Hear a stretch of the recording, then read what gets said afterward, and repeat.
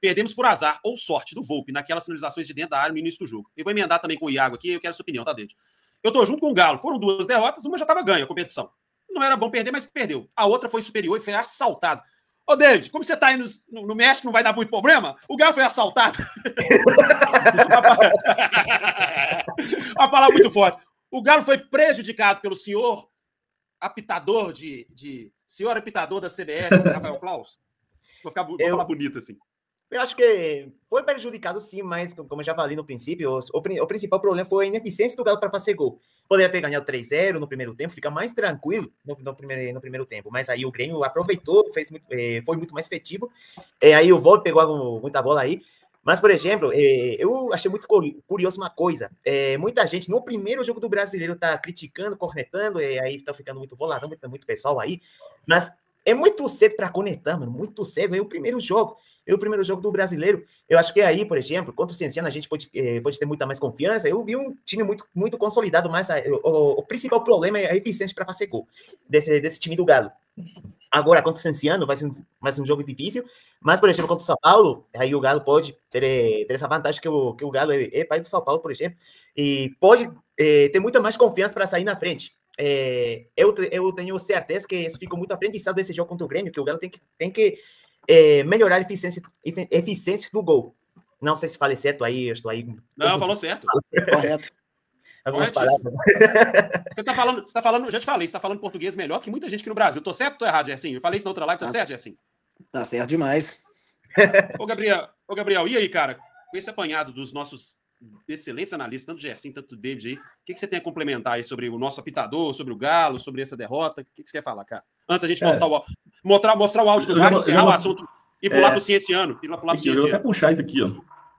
O Brasileirão já começou daquele jeito, né? Começou bem, porém o Galo também, cara, não ajuda, né? Se o Galo faz 2 gols ali, dessas 3, 4 chances, faz 2, o VAR ia ter que trabalhar muito, o Cláudio ia ter que trabalhar, tem que operar o Galo para conseguir interferir no resultado, né? Então, se o Galo faz a parte dele, ficaria muito difícil. Igual o Gerson falou, cara, 2021, a gente iniciou jogando mal, né? O time se acertou, inclusive a temporada toda, né? O Galo não foi campeão mineiro, que aquele ano estava bem bizarro, né? O nosso rival jogou teve WO na Taça Inconfidente, né? Tão mal que estava, então não teve nenhum rival no campeonato. Mas o início ali, né, de 2021 foi muito ruim.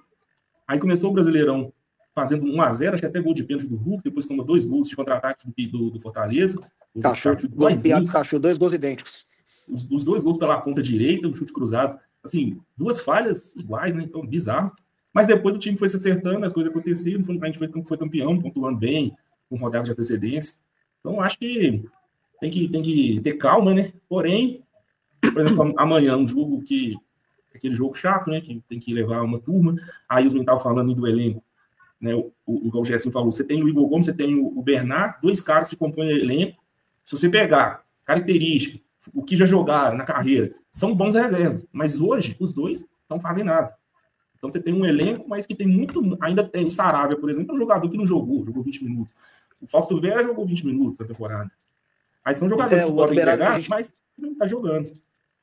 O outro beirado que a gente tem também, que é o substituto do Alisson, que a própria diretoria falou, que é o Palácio, voltou de uma lesão, no primeiro dia machucou de novo. Machucou de novo.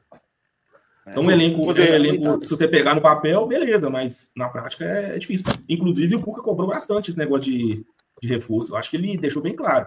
Como se diz, se não trazer agora, tem que trazer no meio do ano. Ele deixou claro que precisa. Né? O David, Gersinho e Gabriel aqui, ó, vou só continuar lendo aqui, ó. O Patrick tá falando sobre a questão dos cornetas, né, cara? Eu não aguento mais esses modinhos. Primeiro jogo, os modinhos já quer que o Cuca saia, credo. Se tem gente falando isso aí, velho, nem escuta isso, bicho. Tá doido. Isso é loucura. Eu não vi, eu quero nem ver também. Tem um negócio, Lance, que eu achei interessante de um comentário, que é o seguinte. É o cara falando que o Cuca, ele disse que pretende ficar, cumpriu o contrato dele 2 anos, beleza. Só que se ele começar a pedir reforço, ainda mais assim, de forma pública, e a diretoria não entregar nada, e o time não vingar, e as coisas começar a apertar, como foi com o ano passado, vai chegar no final do ano e o Cuca não fica, entendeu? Ele é um cara que já tem peito para sair fora. E mesmo que ele fique queimado, mas ele vai cobrando. Cara, mas eu acho que tudo vai depender da saída. Dependendo da saída, vai cair nas costas da diretoria. No final do ano, o Gerson participou de live aqui, você sabe disso. O David acompanhou aí do México. a pressão foi grande, né, Gerson? Então, a pressão foi grande, e aí, os caras sentiram a pressão. Aí o Cuca sai e a diretoria que leva a culpa. O quê? Mas aqui, olha só comentar essa história aí da banca. Ó, Vinícius, a banca, fala meu amigo Vinícius, a banca paga e recebe. Fomos prejudicados, seremos beneficiados. Acontece. O Iago está questionando ele um pouco, menos beneficiado, isso é fato. Bom, e aí vou deixar para vocês aí essa aí. Acho que aconteceu igual ano passado, faltou o banco para mudar o jogo. Ih, tá vendo? Faltou banco, Gerson? Cara, eu acho que o Rony vai ser jogador que vai decidir o jogo pelo Galo, o Hulk, o Coelho, que é a grata surpresa para boa parte. Eu já conheci muito do jogador, eu sabia que ele ia performar bem, que é o estilo de jogador que o Cuca trouxe, né? Se você for olhar o Coelho, o Rony e o Júnior Santos. Ele quer um ataque de muita força física e muito veloz. O time do Galo é um time agudo.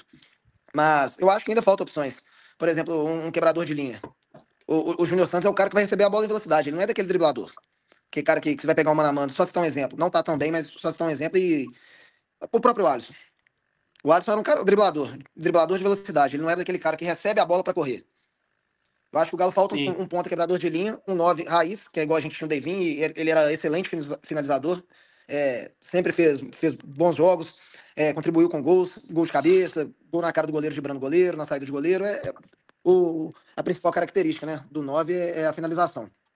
E outro ponto que eu queria ter citado esse ano a gente tem a vantagem que a gente não queria ter de não estar disputando a Libertadores. Lógico que a gente queria estar disputando, mas a gente vai encontrar com times que estão na competição. Próxima rodada a gente pega o São Paulo, que está na competição. A gente vai esbarrar com times que, por exemplo, deu uma tropeçada na primeira rodada fora de casa. Eles vão dar uma segurada no Brasileiro para poder pontuar na Libertadores, que a prioridade deles é a Libertadores. Sem dúvida.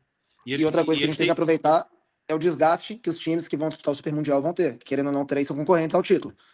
O Botafogo nem tanto, mas Palmeiras e Flamengo vão ter muito desgaste. Apesar de ter banco, mas o time titular é acima. Os jogadores vão desgastar. Ô, Dente, a Adriana chegou aqui. Boa noite, rapazes. Beleza, Adriana. A Adriana também tá falando que é arbitragem. Ô, Dente, o Vinícius até comentou aqui que a banca paga e recebe. Fomos muito prejudicados, seremos beneficiados. Acontece. Como é que você vê essa frase dele, mas também botando num contexto seguinte. Já perdemos o jogo, não adianta a gente chorar. É igual o Gerson falou, a gente tem um jogo importante contra o São Paulo, mas já nós vamos falar do Sim esse ano. Como é que você vê assim, esse início do campeonato com a gente com essa derrota, mas com 2 jogos em casa? Você acha que assim, claro que contra o Sim esse ano, pelo que eu tô vendo, vai ser, não sei se vai ser um time mesclado, a gente vai falar sobre isso daqui a pouco, mas pensando já no jogo de domingo, 4 horas contra o São Paulo aqui, em Belo Horizonte, e o jogo do outro domingo aqui também em Belo Horizonte, contra o Vitória, só que um pouco mais à noite, às 8h30, talvez na Arena, e Gerson já traz informações, viu, gente? Espera um pouquinho que o Gerson tem informações sobre a Arena MRV. Daqui a pouco o Gerson fala. Eu quero saber de você, David. Como é que você vê esse início de campeonato do Galo perdendo o primeiro jogo, mas que o Galo já começou o campeonato perdendo e ganhou o título, igual foi em 2021. Então, assim, e para um time tricolor também, tá, Gerson? Já que é para pegar as coincidências do Fael Lima. Eu peguei hoje a coincidência dele. E por 2-1.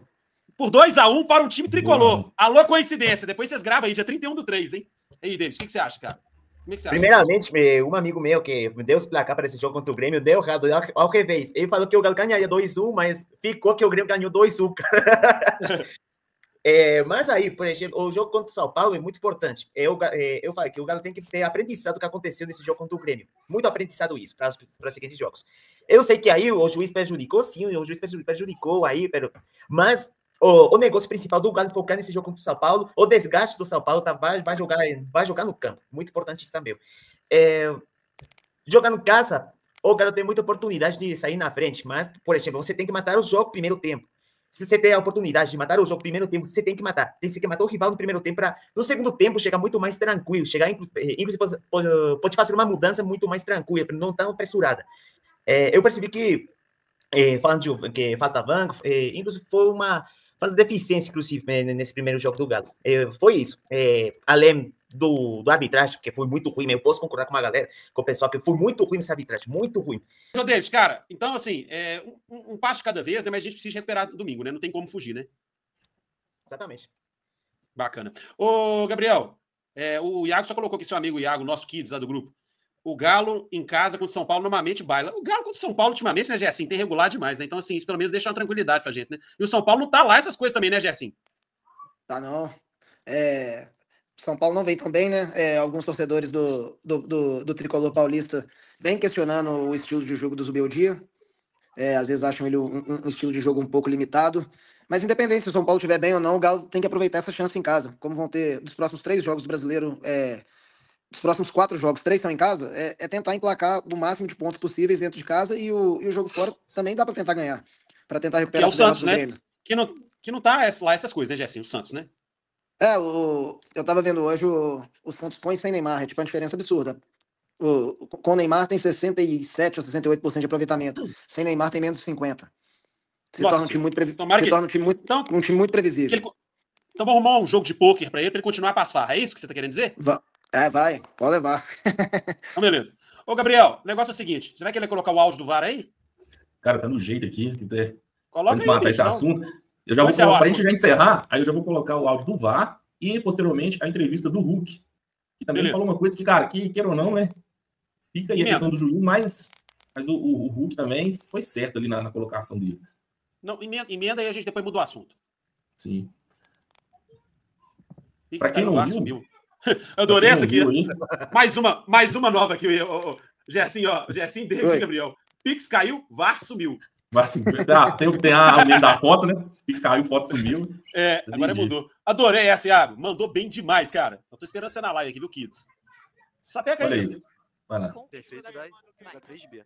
O lance é bastante ajustado porque tem uma... Vou fazer um loop bem curto e devagar para você. Agora é somente o app se o pé toca ou não no rosto. Klaus, o gol é limpo, ok? Revisão factual. O gol é legal, ok? O gol é legal. O jogador do Grêmio joga a bola, não tem contato da chuteira dele com a cabeça do adversário. Perfeito da 3B. O lance é bastante ajustado porque tem uma... Vou fazer um loop bem curto. Tem cabimento isso? Isso aí, cara. Deixa rolando a imagem. Bota o Hulk. Aqui, isso aí é aquela coisa, né? Aí já tira um pouco a culpa do Klaus, porque o VAR falou pra ele que não tocou. Encheu a cabeça dele. Mas ele deveria ter entendido que o pé alto é um lance temerário, né? Encheu a cabeça do cara. Né? Mas ele foi na decisão do VAR. Ele falou, pô, vou no VAR, né? Tranquilo. Aí eu vou trocar Só que se a gente tivesse um ângulo aberto, o Klaus estava bem posicionado no lance. É natural do jogador ver a chuteira vindo, você vai recuar a cabeça. Você não vai querer entrar em contato com a trava chuteira no meio do sua testa. Lógico, ele tá doido? Tá louco? Mas assim, pé alto. Pé alto é lance perigoso. No caso, 2 toques, né? Se tivesse encostado... Poderia ser 2 toques, tem que parar o jogo. Poderia ser 2 toques. Se tivesse encostado, era cartão amarelo e tiro livre direto. Como não encostou, era lance de perigo, no caso, pé alto, lance indireto de 2 toques. Então, aí de qualquer forma teria que dar a falta, né? Seria falta e teria que... A sequência da jogada seria né, anulada. Então, assim, é bizarro. Tanto que, vamos supor, um jogador, o Rony mesmo, um jogador que gosta de tentar voleio, bicicleta dentro da área. Dependendo da jogada, ele vai levantar o pé, né? E vai causar um perigo, né? Um pé alto ali pro zagueiro. E o juiz vai marcar a falta. Então, já teve várias vezes que o cara tentou uma bicicleta, o pé nem pegou na cabeça do zagueiro, mas o juiz vai e marca a falta, porque foi um lance perigoso. Pé alto, isso aí é clássico, cara, pé alto. Então, é loucura. Mas aí foi erro pra mim dessa mulher aí, que eu até vi o nome dela aqui. Daiane Munhoz? Gabriel, Muniz. Daiane Muniz. Outra coisa do jogador brasileiro, a gente viu no lance. O Natanael, na hora, fingiu que tinha tomado um pregado na testa, passou 3 segundos, ele levantou e saiu correndo. Isso aí que é. Muita gente comentou isso, né? Induz, né? Induz a arbitragem, porque quando o jogador não reclama, por exemplo, fica um lance como se não tivesse tido falta.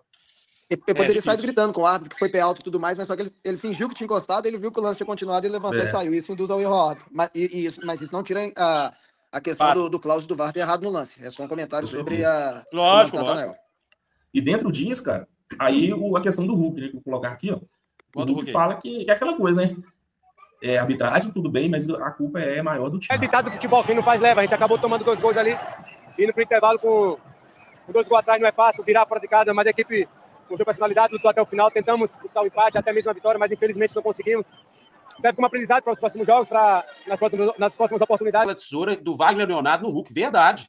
Teve a tesoura no Wagner Leonardo no Hulk, que foi um bizarro. Ele 2 lances de amarelo, segundo amarelo, e ele amarelou, né? Ele amarelou. Teve o caso, o Gerson até comentou sobre isso também. E também o Vinícius falou aqui, ó. E é verdade também. Porque eu tô lembrando disso na hora. Tem uma imagem que mostra que o Klaus leva o apito na boca. Aí eu te faço uma pergunta, Dede. Aí, até fazendo uma comparação com os árbitros mexicanos, tem bons hábitos aí no México também, não é à toa que já teve hábito do México arbitrando competições internacionais, até final de Copa, etc. Cara, o cara é árbitro FIFA. Se ele não tiver convicção nele mesmo, tá frito, né? Total. Total, inclusive, aí a arbitragem mexicana muitas vezes comete erros desse tipo, comete muitos erros. Mas, por exemplo, temos alguns juízes que se retiraram por causa disso, inclusive foram banidos por favorecer algum time. Inclusive, vou te contar uma história muito engraçada. O cara que daqui do México, o Gato Fernandes, acho que se chama ele, apitou um jogo do Inter do Miami contra não sei qual time, não lembro agora. O cara, quando apitou o final, o cara foi pro Messi para pedir uma camisa autografada, imagina. É por isso que muita gente faz banido. Isso, né? Imagina, uma doideira que acontece com o futebol mexicano também. Aí o Brasil e o México estão competindo aí com os arbitragens. Uma competência muito ruda, mano. Meu Deus.